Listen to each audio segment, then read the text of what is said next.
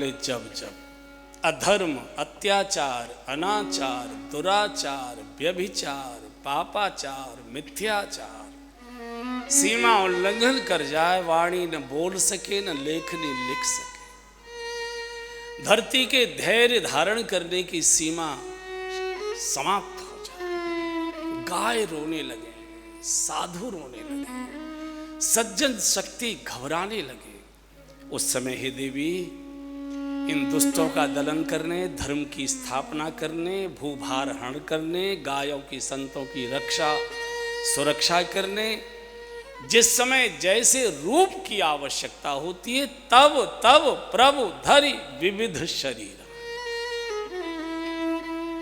जब जब तब भगवान अनेक रूप है, सभी रूप भगवान के, सभी रूप भगवान, जिसने पुकारा जिस रूप में पुकारा भगवान उसी रूप में प्रकट हुए। धृतराष्ट्र की सभा में शकुनी के षड्यंत्र से पांडव जुए में राज्य नहीं हारे, केवल द्रौपदी को हार गए, और जुआ की हार भी खराब और जुआ की जीत भी खराब। जुआ में कोई जीतता नहीं है, जो हारता है वो धन हारता है, और जो जीतता है वो अपनी आत्मा को हार जाता है, उसकी आत्मा समाप्त हो जाती है। और जिस समय ये पांडव हारे, जुआ नहीं खेलना चाहिए था, जहाँ का मालिक धर्मराज युधिष्ठिर बैठे हुए हैं, धर्म के प्रतीक हैं, उनकी सत्यवादिता के कारण जिनका रथ धरती से 4 इंच ऊपर चलता हो, उनको जुआ खेलना, अच्छे धार्मिक लोगों को जुआ खेलना, जो होना था वही हुआ, और हार गए। खड़ा हो गया दुर्योधन ठट्टा हंसी करते हुए। अच्छा, पांडवों ने द्रौपदी को भी जुए के दांव में लगा दिया। जब शकुनी ने कहा कि द्रौपदी को भी लगा सकते हो, तो लगा दिया। विनाश काले विपरीत बुद्धि, द्रौपदी हार गई, एकदम ठाके मारे जैसे हिमालय के शिखर लुढ़क गए हो, इतनी जोर से ठाका। शकुनी, अब द्रौपदी हमारी है, खींच कर लाओ राजसभा में। आप कल्पना करिए, परिवार की एक ही बहू, सबसे बड़ी बहू वो, और वहाँ भीष्म पितामह बैठे, द्रोणाचार्य बैठे, कृपाचार्य बैठे, कर्ण बैठे हैं, धृतराष्ट्र बैठे हैं, गांधारी बैठी है घर की मुखिया, और ये आदेश होता है, कोई बोल नहीं रहा है, चूंकि तुमने सबने मिलकर पाप किया है। पाप के सामने सबकी बोलती बंद हो जाया करती है, कोई बोल नहीं पाता है। शकुनी दौड़ कर गया, संयोग से उस समय वो रजस्वलावस्था में थी, एक वस्त्र में बैठी थी, पकड़कर हाथ उठाया, क्या बात है? बोले तुम हार चुकी हो, तुम्हारे पति हमको हार चुके हैं, तुम्हें चलो राजसभा के अंदर। खींचते हुए घसीटते हुए द्रौपदी को जिस समय सभा में लाया, आप कल्पना करिए, बूढ़े बूढ़े लोग बैठे थे जिनको बड़े धर्मात्मा कहा जाता है, ये मारे गए हैं तो ऐसे नहीं मारे गए। वो चीख रही है, दादा मेरी रक्षा करो, बाबा मेरी रक्षा करो, गुरुदेव मुझे बचाओ, पिताजी मुझे बचाओ, माँ मुझे बचाओ। सब नीचे को निगाह कर गए, कोई बोला नहीं, और अपना चीख रही है उसमें, और वो घसीटे डाला है सब। और अब खीखी खीखी करके पांडव हार चुके थे, सिर झुकाकर पीठ फेर कर दृश्य को देख नहीं पाए। और जब द्रौपदी को लगा कि ये मुझे नग्न ही करने पर उतारू हैं, एकदम उसने साड़ी छोड़ दी। बोले जो तुमको करना हो करो। दोनों हाथ उठाकर, हे द्वारिकानाथ गोविंद द्वारिका वासन कृष्ण गोपी जनप्रिय, कौरवै परिभूता माम किम न जानासी, केशव गोविंद मेरी रक्षा करो, कृष्ण कृष्ण महायोगिन विश्वात्मन विश्वभावनम प्रपन्नम मेरी रक्षा करो, मेरी रक्षा करो, मेरी रक्षा करो। चीख जब निकली, पूरे भवन के अंदर द्रौपदी की चीखें निकल रही। आप कल्पना करो भीम कैसे सहन कर पाया होगा, धनुधारी अर्जुन की क्या दशा हुई होगी, धर्मराज युधिष्ठिर को कैसे लग नहीं रहा होगा कि धरती फटे और मैं समा जाऊं। जब द्रौपदी की चीख गई है, भगवान द्वारिका से दौड़ते हैं। सूर्य ने बड़ा कारुणिक पद लिखा, एक बार गा लीजिए।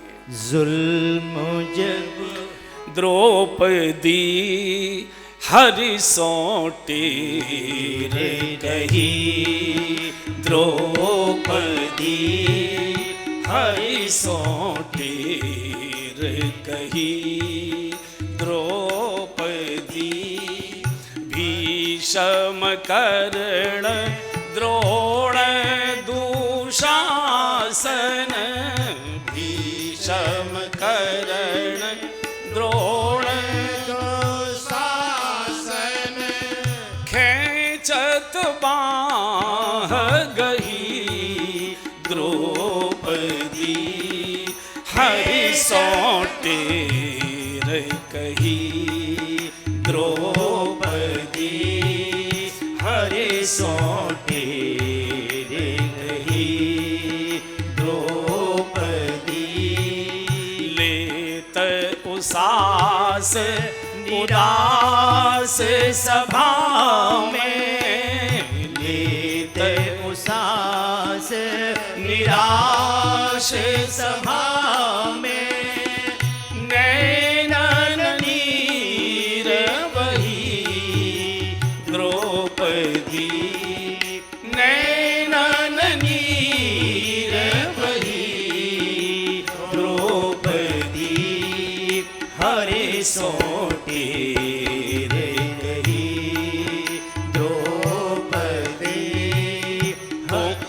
तुम सुधिले हो द्वारिका वासी तुम सुधिले हो द्वारिका वासी फाटत नाही मही द्रौपदी फाटत नाही मही द्रौपदी हरि सौटे रही द्रौपदी पांचों बंधु पीठ दैठाड़े पांचों बंधु बीच बैठा रे मैं अति सकुच रही द्रौपदी मैं अति सकुच रही द्रौपदी हरे सौटे रही द्रौपदी हरे सौटे रही द्रौपदी हा जगदीश राखो यह अवसर हा जगदीश जब पतियों से निराश हुई, परिवार से निराश हुई, बुजुर्गों से निराश जब हो गई, हा जगदीश फिर पुकारती राख यह अवसर प्रकट पुकार कही द्रौपदी प्रकट पुकार कही द्रौपदी हरि सौटे कही द्रौपदी सूरदास प्रभु तुम सब लायक सूरदास प्रभु तुम सब लायक मोपति राखो सही द्रौपदी मोपति राखो सही द्रौपदी बीरबल की बलराम सुनेरी मैंने निर्बल के बलराम सुनेरी मैंने द्रुपद सुता निर्बल भयता दीन द्रुपद सुता निर्बल भयता दीन तजी आए निज धाम सुनेरी मैंने तजी आए निज धाम सुनेरी मैंने दुशासन की भुजा थकित भई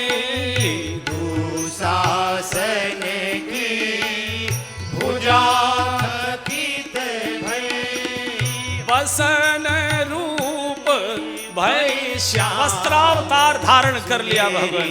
मैंने बसन रूप भय श्याम, सुनेरी मैंने निर्बल के बलराम, सुनेरी मैंने निर्बल के बल, निर्बल के बल, निर्बल के बलराम। जैसे ही पुकारी, मेरे 5 पति और सबके तुम पति, और मैं रो रही हूं, धरती को फाड़ो ताकि मैं समा जाऊं। गोविंद रक्षा करो। दौड़ पड़े, नंगे पैर दौड़े, और जिस दुशासन में 100 हाथियों का जिसकी भुजाओं में बल था, भगवान ने 11वां अवतार वस्त्रावतार धारण कर लिया।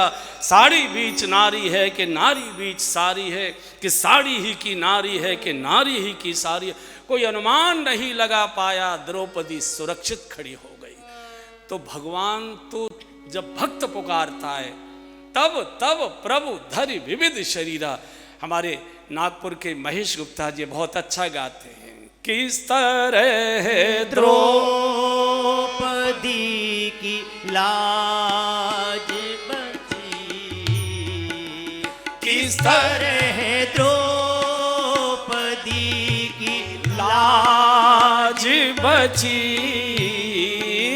किस तरह द्रौपदी की लाज बची, श्याम साड़ी में था छुपा देखा। गाइए। श्याम साड़ी में था छुपा फिर गाओ। देखा। किस तरह द्रौपदी की लाज बची, किस तरह द्रौपदी की लाज बची, श्याम साड़ी में था छुपा देखा। श्याम साड़ी में था छुपा देखा। कोई देखा श्याम सा नहीं देखा। ठीक गाओ। कोई घन श्याम सा नहीं देखा। जो भी देखा वो बेवफा देखा, जो भी देखा वो बेवफा देखा। कोई घन श्याम सा नहीं देखा। जाओ। कोई घन श्याम सा नहीं देखा। मैं भी आया हूँ आपके दर पे, मैं भी आया हूँ आपके दर पे। जाओ।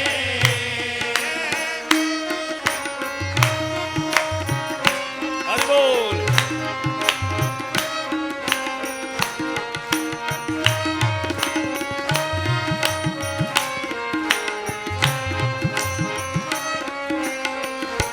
हाँ मैं भी आया हूँ आपके दर पे,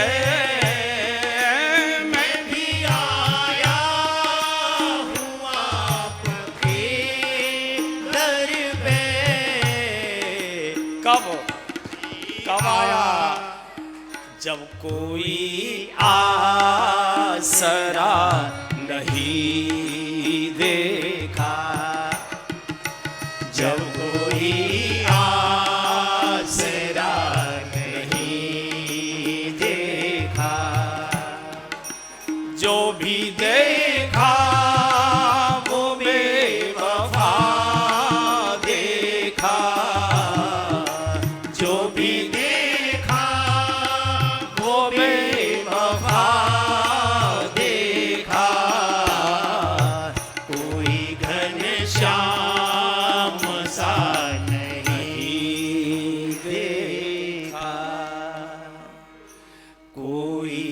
घन श्याम सा नहीं देखा। द्रौपदी की पुकार पूरी हुई नहीं और वस्त्रावतार हो चुका। 11वां अवतार। जब द्रौपदी ने भगवान से कृतज्ञता ज्ञापित की, प्रभु आप नहीं आते तो आज मेरी इज्जत तार तार हो चुकी थी। भगवान रो गए, आंसू आ गए। द्रौपदी, मैंने तेरे लिए कुछ नहीं किया। नहीं प्रभु, इतना बड़ा कंप्लेन नहीं, ये मैंने नहीं किया। ये जो तूने किया था मेरे साथ, मैंने उसका बदला दिया है। पहले तू मेरे साथ ये कर चुकी है, मैंने क्या किया। आपने घटना सुनी होगी, जिस समय द्रौपदी स्वयंवर के लिए राजसूय यज्ञ हो रहा था और शिशुपाल भगवान को गालियां दे रहा था, तो 100 गाली का भगवान का संकल्प था कि जब 100 गाली पूरी कर लेगा तब मैं अपना चक्र उठाऊंगा।